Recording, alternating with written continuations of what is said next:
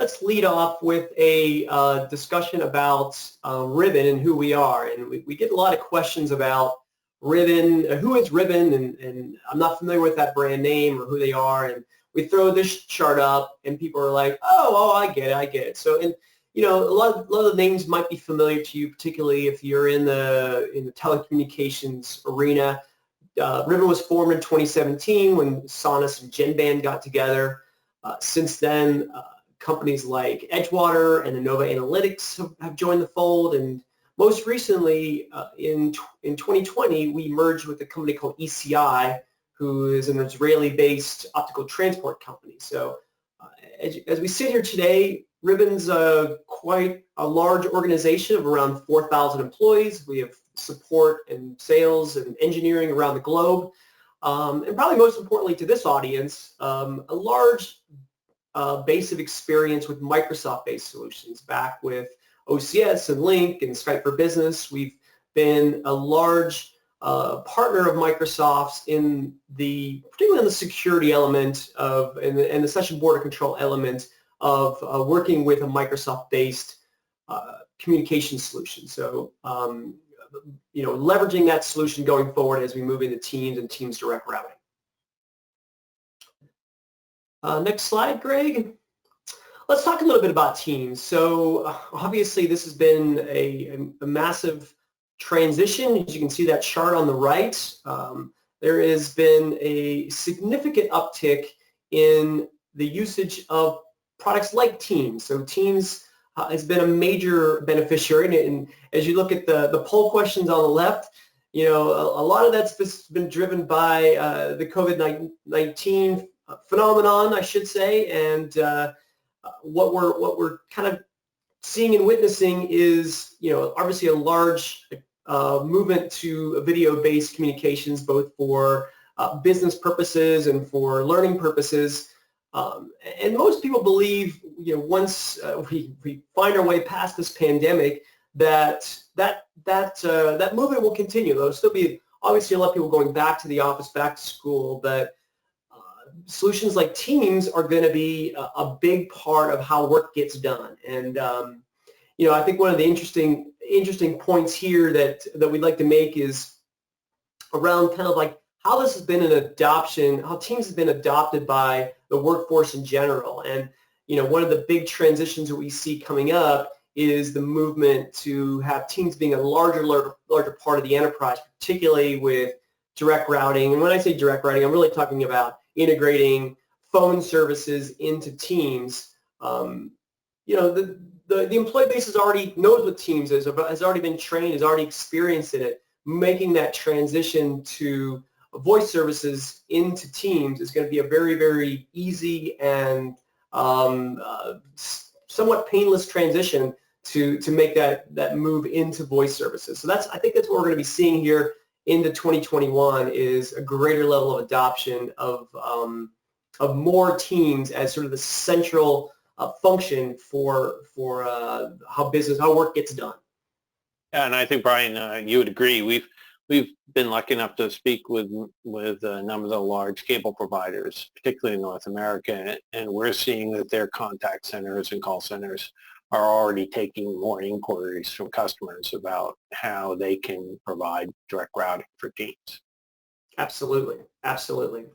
So let me move to the next slide, Greg, and let's talk a little bit about the market itself. And this is some internal analysis. We use some third-party data from analyst firms on looking at the overall unified communications market, and then how much Teams is poised to take a slice of that market, right? So, you know, if you look here, we have some conservative and aggressive assumptions. I'm not going to go too deep into that, but really, we're talking about, most analysts believe this is a, you know, $25 to $30 billion a year market going into the early part of the next decade.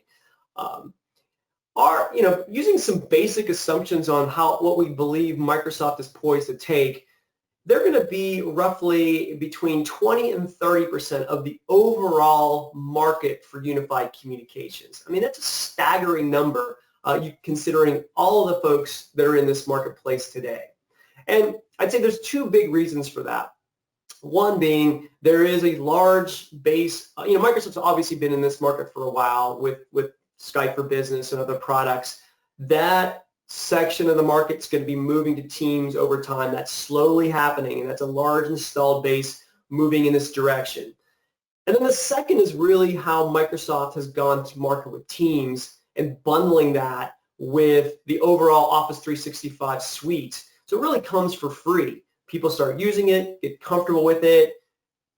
The organization looks at that and says, hey, why don't I make this my overall solution? Greg, would you, any amplifications there? No, I think you pretty much nailed it. I think the thing that does occasionally come up is I think people sometimes struggle with the fact that, well, is Microsoft a competitor? They're not a competitor. One of the things I would just say is this 20 to 30% that Brian's talking about, this is mostly coming at the hands of Avaya and Cisco and Mitel and others who've traditionally controlled, 80, depending on how you define the market, 80, 90% of the kind of big players there in that space. So, today you're providing SIP trunks or PRIs or analog lines to those solutions. As we move forward, Teams is going to take, I think, a big bite out of those traditional PBX vendors. And so you'll be providing SIP trunks to them instead. Right. Exactly. So what does that entail? So as a company looks to move to Teams for their phone system, I kind of break this into four things. First they need to license the phone system. So, like Microsoft has a license structure. Most commonly, the enterprises look at the E3 and E5 licenses. The E5 includes the Microsoft phone system. E3 is required for an add-on. So that really unlocks the telephony component of Teams. So once you've licensed it, you need to connect to the phone, to the network. And there's two main ways of doing that. There's Microsoft calling plans. Really, those are kind of focused to the maybe down market. And then the second thing that we're going to spend a fair bit of time on today is Teams Direct Routing, which is more of using a third-party telephony provider for voice services, much how SIP trunking happens today.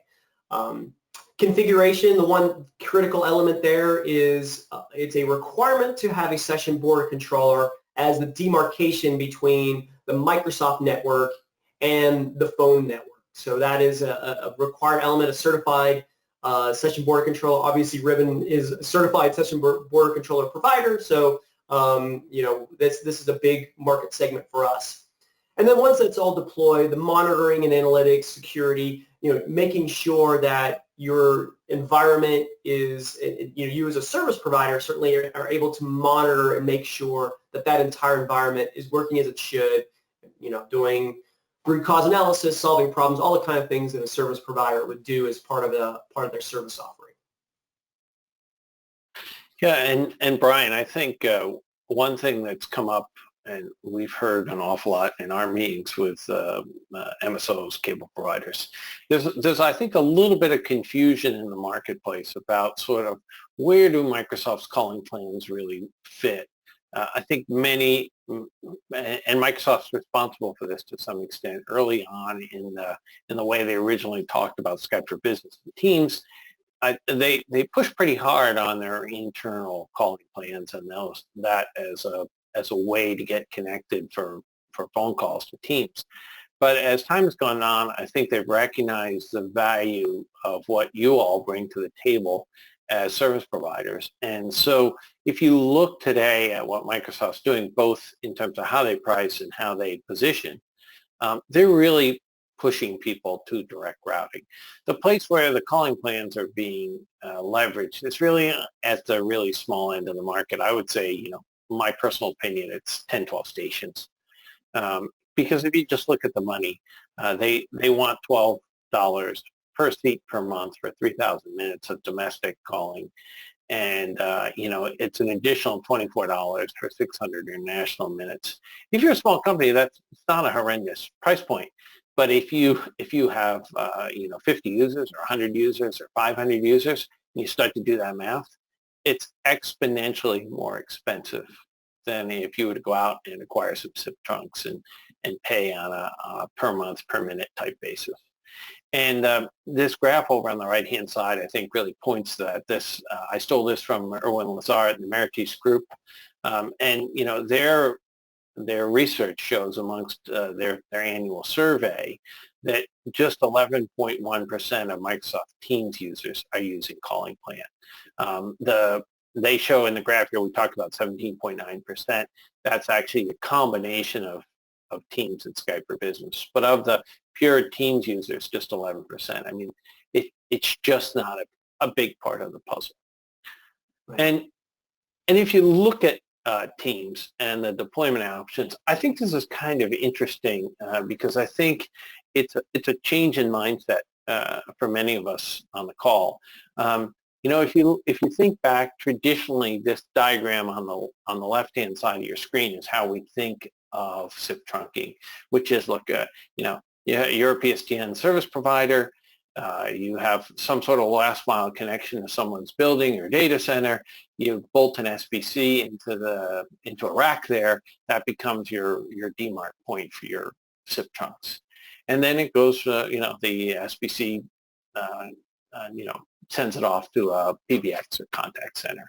And if you want to add Teams to that, most people think, okay, now just instead of having that, you know, go to the PBX, I'll point it back up to the Azure Cloud, to Office 365. And in fact, that model is going to remain for a long time, I would say, because people have a mix of Microsoft Teams and traditional on-site hardware and software. But the reality is, I think if we scroll ahead 5-7 years, I think we're going to see a lot more of what's on the right, which is the idea of, hey, why do I have to have dial tone loop down into my building when I don't have any premises equipment there?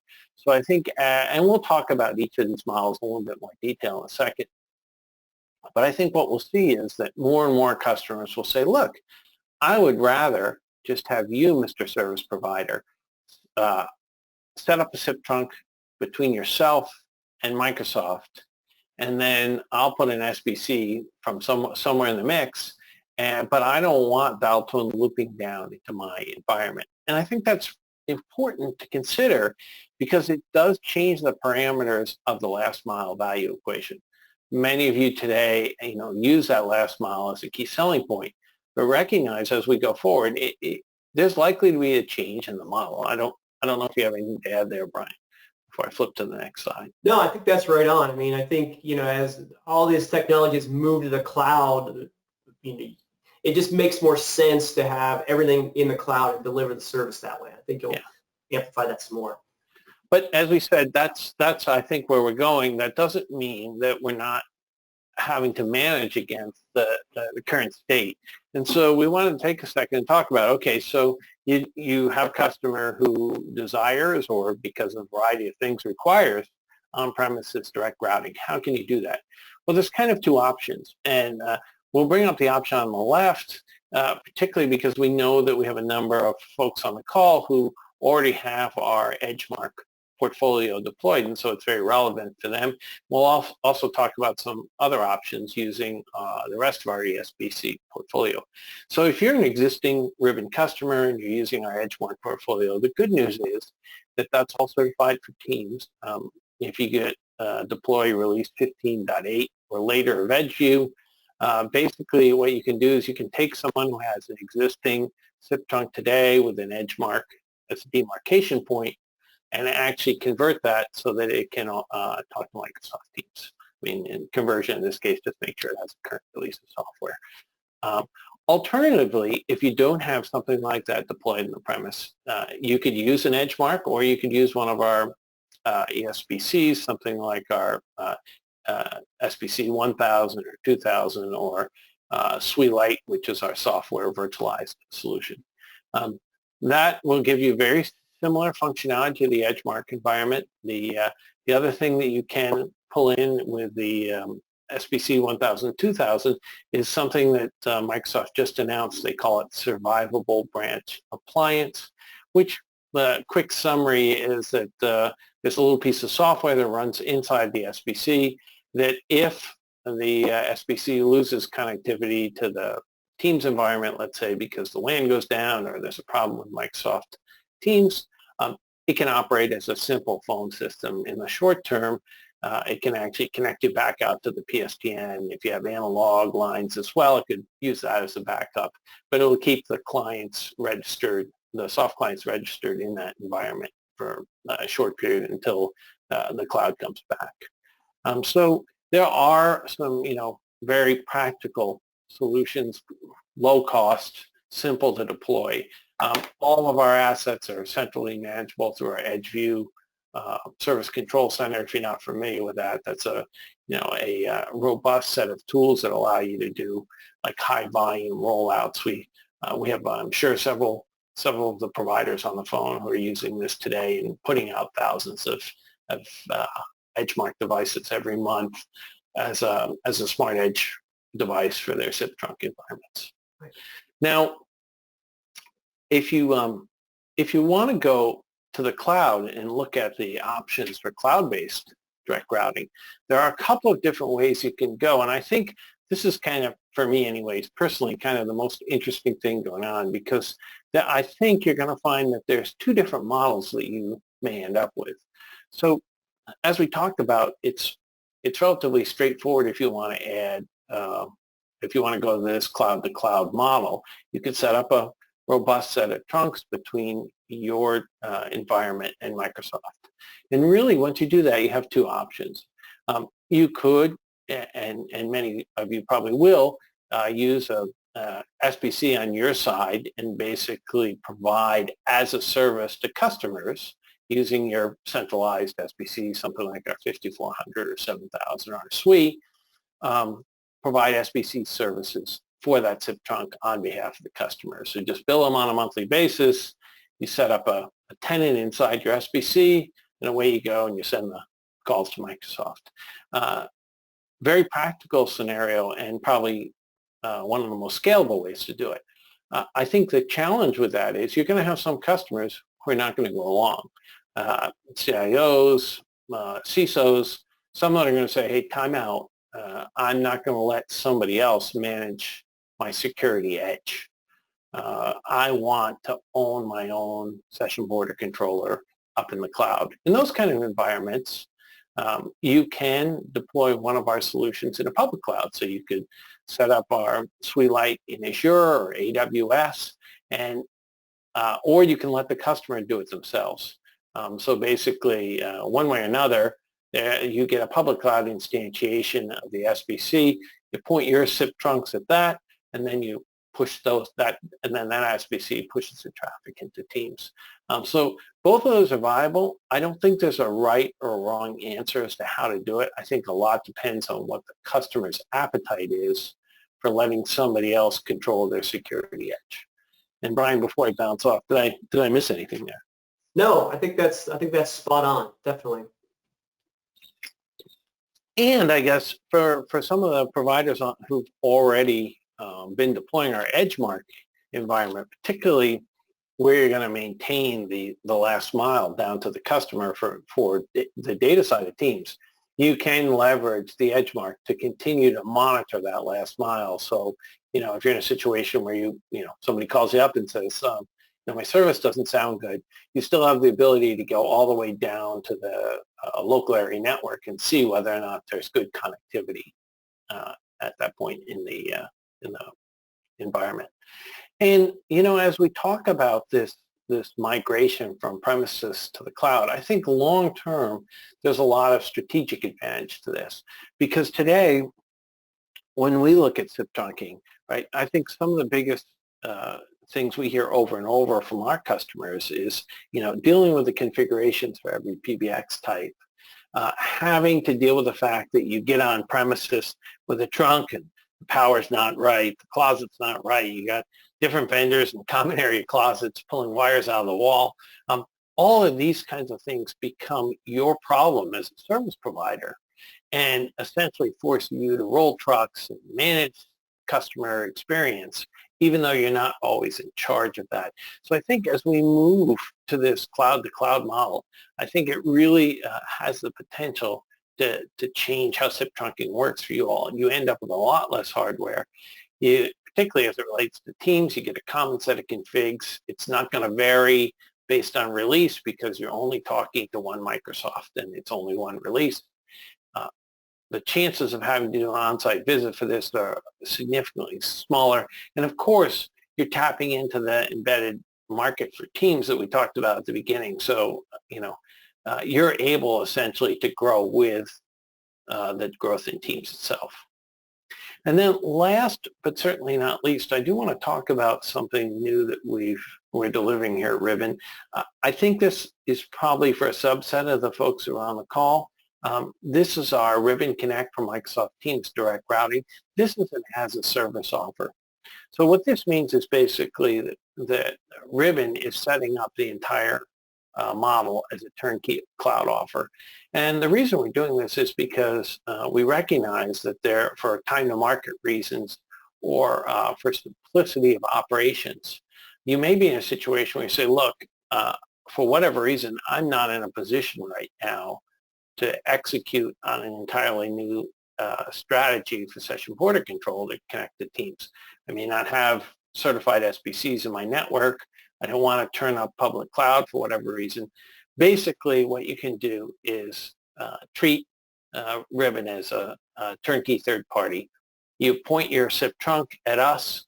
We do the heavy lifting, particularly as it relates to what's on the left, where you simply customer simply says, hey, I want SIP trunks for Teams, and I'll do the rest. What's also interesting is we've got two instantiations of Ribbon Connect in the sense that you can use two different licenses, same service, just different options. The second option is we can actually integrate Ribbon Connect with the customer's existing PBX. So what we do in that instance is we actually reconfigure the premises PBX to actually simmering to Ribbon Connect, and we actually handle the integration in that manner. What's interesting about that model is we can actually go into a customer environment where they might have thousands or tens of thousands of users, but they need 10, 100, 500 integrations with Microsoft Teams. We can actually do that subset of users from the cloud and spin the whole thing up and have customer doesn't need any hardware, you don't need any hardware, but it does assure that your SIP trunk continues to be used indefinitely on the existing PBX. So your revenue stream, your core revenue stream for SIP trunking stays, and then you add revenue on top for the integration layer, and you don't have to spin up anything new in your network to deliver that. And so I think particularly for folks who are looking and saying, hey, how do I get into this marketplace in early 2021 versus early 2022, Ribbon Connect or as a service offer might be a great way to get started. Now, realistically, I think if you're planning a rollout for tens of thousands of SIP trunks over the next 5 years, you'll probably eventually roll that kind of environment into your own network. But this gives you that break point in between. And anything there to add, Brian, before I turn it over to you on slide 12? Yeah, I think, Greg, to your point, I think this is going to be a common occurrence. You're going to have you're going to have the PBX is still going to live for a little bit. There's going to be a transition, or the company may decide, I want to keep my call center people over here on the PBX. I want to keep my Teams users over here, and then maybe have some level of integration between the two. So I think that's going to be a common occurrence that you all service providers are going to need to think through, and this makes it a lot easier. And of note, we've been doing a bunch of webinars to our end user customers, and over again, when we bring up this particular integration model, what we see is that the number of questions all of a sudden spike in the webinar as people start to ask questions about how can I do this, and people even start asking, how do I do this? Release XXX of Cisco Call Manager or via Aura. So they're at the point where they're already trying to figure this out. So I think it is a place where potentially service providers can inject their brand and skill set to really encourage customers that they have a solution. And I'll turn it over to you to talk about the next slide. Yeah. I think to that end, as you think about what customers are looking for, I think there's, this is some research that Omdia did last year about SIP trunking, and I think there's some obvious things that anyone's going to answer that would be considered critical for a SIP trunking provider. And reliability, price, things like that are obviously going to be top of the pile. But things like ease of doing business and financial stability of the provider, it kind of goes to the provider's name and reputation in the market, are critical in that sort of decision of an enterprise moving to a SIP trunking provider. And I think a lot of the folks on this call today have that in spades, right? You're an established market player.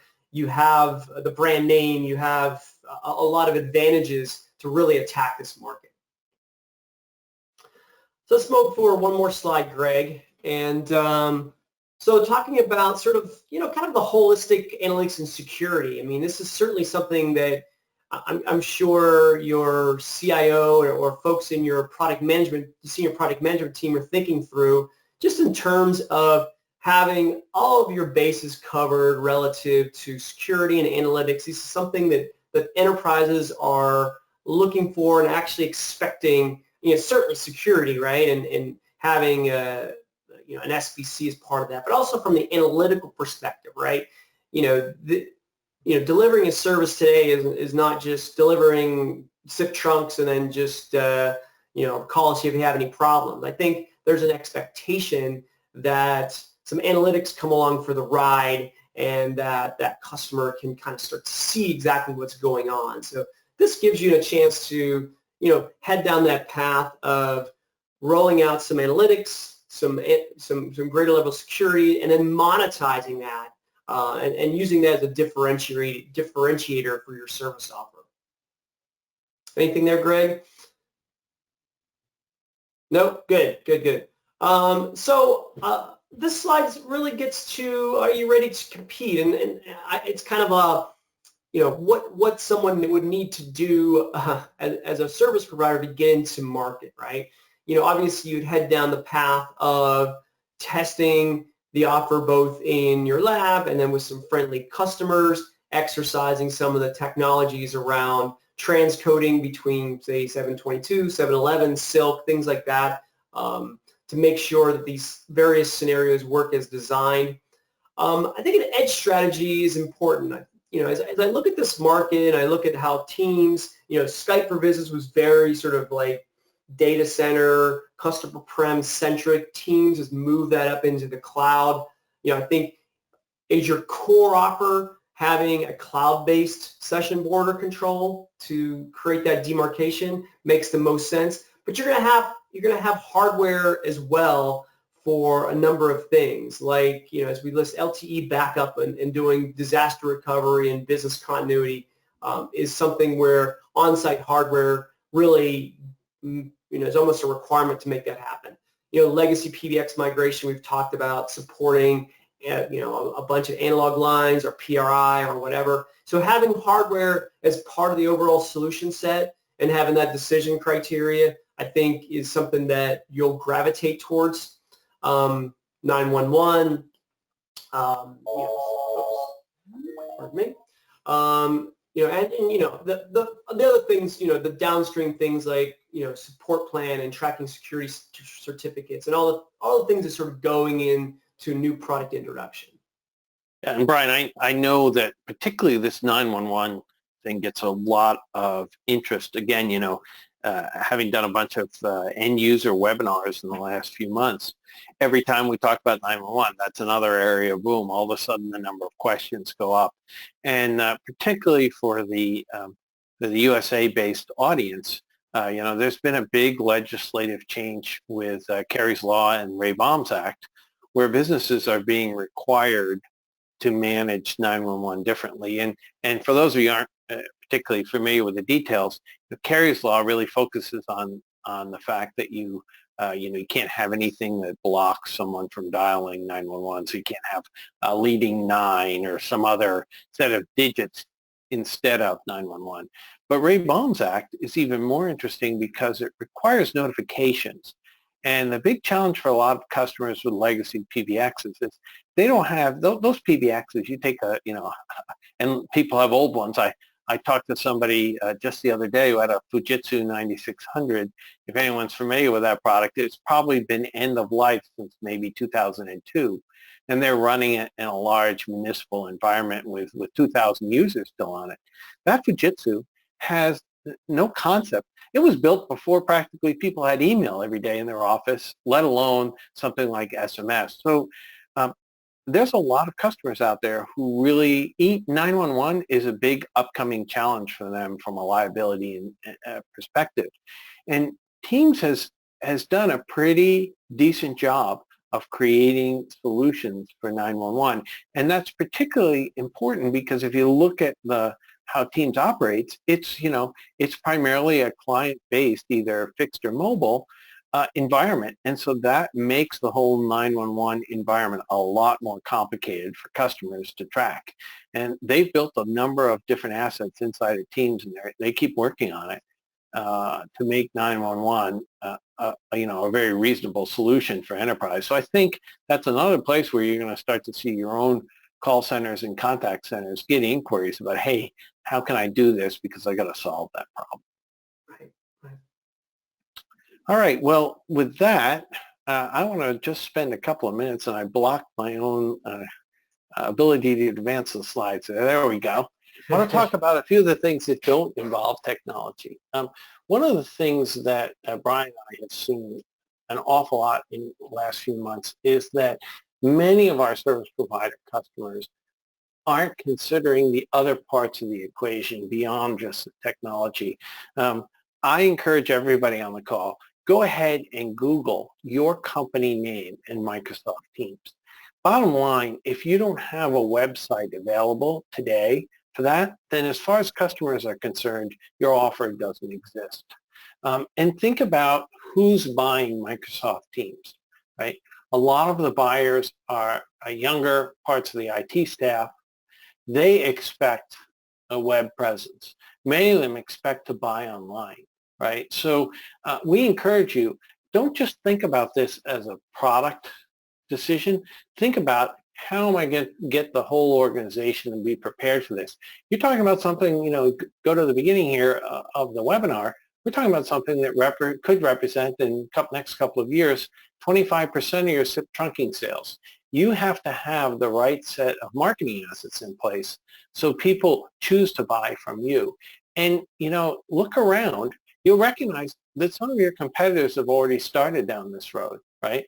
I mean, we have folks like Bandwidth and Pure IP who are very focused on this market.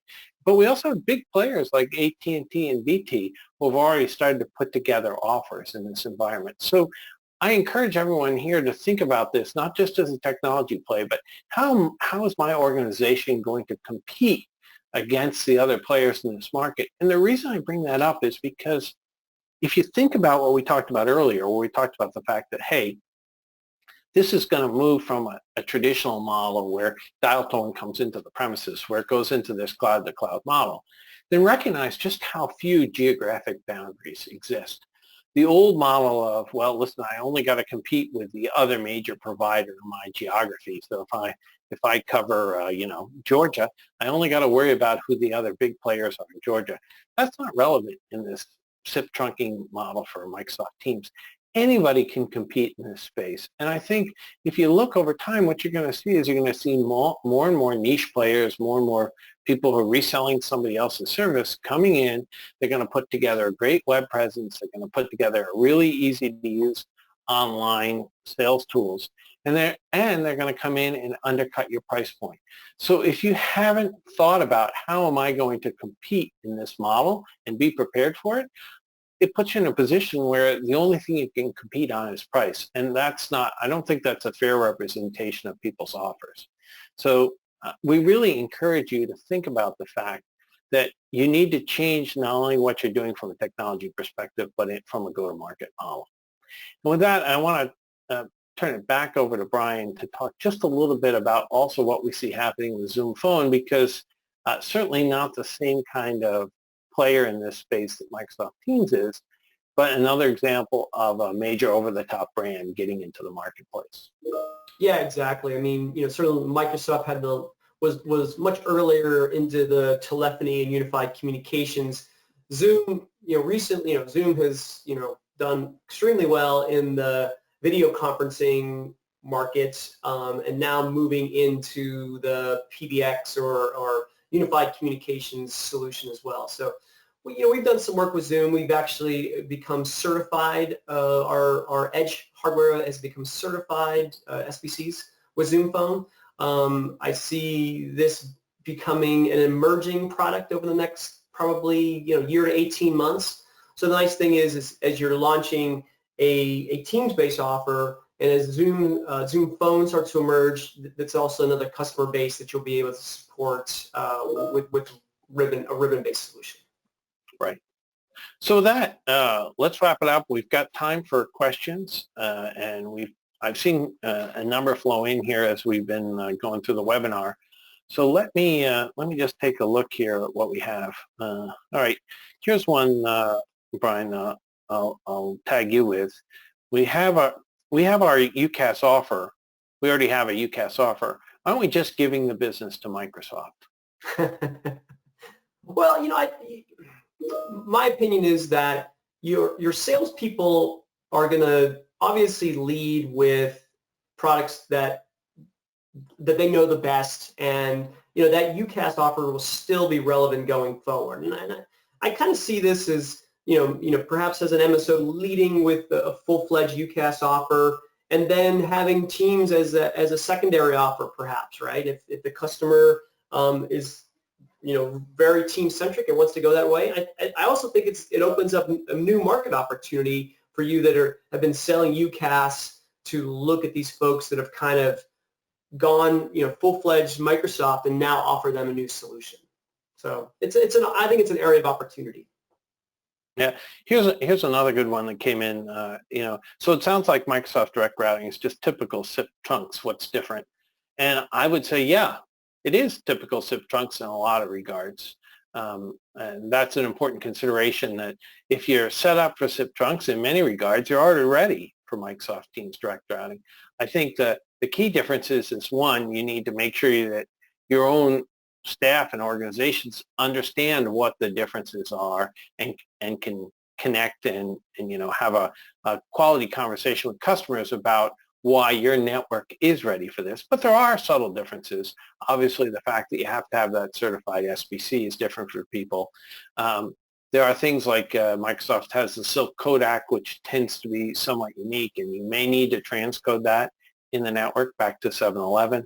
So, there are minor differences, security certifications, and then some of the cloud-to-cloud type environments, which are relatively new and unique to Teams. But at the end of the day, your core network, for most of the folks who are on this call, is ready to do this. You just need to handle the last 10 or 20% to make it happen. Right. And along those lines, Brian, you had mentioned transcoding, and someone asked why that's required. I kind of answered that a little bit, which is the fact that Microsoft uses Silk inside of the Teams environment. And there are occasions where you may need to bring that out to the outside world, in which case you're going to want to transcode back to 711, because that's typically, or 729 in some cases, I guess, because that's typically what's in most providers' networks. And here's a good one for you, given your extensive EdgeMark experience. Someone said, are the EdgeMarks Teams certified? Well, the obvious answer is yes.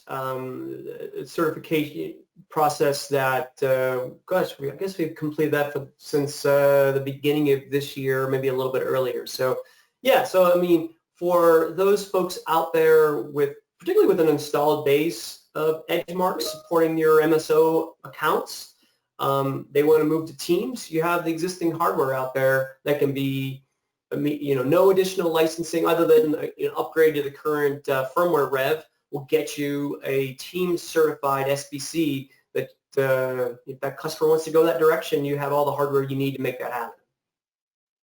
Right. And then there was one last question here just about the SBA, and I'll just summarize the response because we're short on time, and just say that the question kind of revolved around sort of how does the SBA work. And what I would say is, again, it's pretty straightforward in terms of, think of it as a little mini Microsoft Teams phone system running in our hardware premises-based SBC 1000 or 2000. It's a piece of Microsoft software that gets loaded on, and basically it emulates Teams calling, so that if the customer loses connectivity to the Teams cloud, they can continue to make internal calls on their soft clients, and then they have the ability to go out to the PSTN, assuming that's available, or if they have something like existing analog or PRI, you can leverage that as well. And then one last question just came in, which was, you see Microsoft purchase Metaswitch. What do you see that? How do you see that impacting the roadmap for Teams and direct routing? Well, unfortunately, for those of you a little older, I use the Johnny Carson, Karnak the Magnificent line. I do not have the envelope in my hands, so right now I'm not aware of how that's going to change anything for Microsoft. They did buy Metaswitch. We do know that they're very interested and have done some things around 5G, because that's a place where that's in the original press release. They said they were focused. Whether we see them leverage any of the Metaswitch assets for direct routing, TBD. Yeah. Who knows? So, yes. If one of you knows that, then I encourage you to go to the stock market and act accordingly. Anyhow, with that, I'm going to wrap it up. I don't think we have any more questions, and thank everyone. Thanks, Brian, for your help. And Thank you, Greg. Thank everyone on the call. And Lance, if you have any last minute comments about the recording or anything, we'll let you chime in. Yeah, no doubt. Well, thank everyone. I'll echo their comments. Thank you for joining us today. We'll be sending everyone on the call today an email later this afternoon. It'll have a link to the replay, so you'll have that. And obviously, if you guys do have questions that pop up after maybe watching that replay, or there's something that comes up later, feel free to reach out to us. Go to ribbоncommunications.com. There's plenty of ways to view some of the material that Brian and Greg went over here today on our website.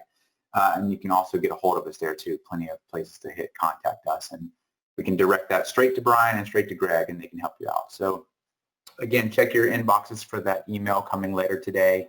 We thank you for your time, and we will see you on the next one. Have a great rest of your week.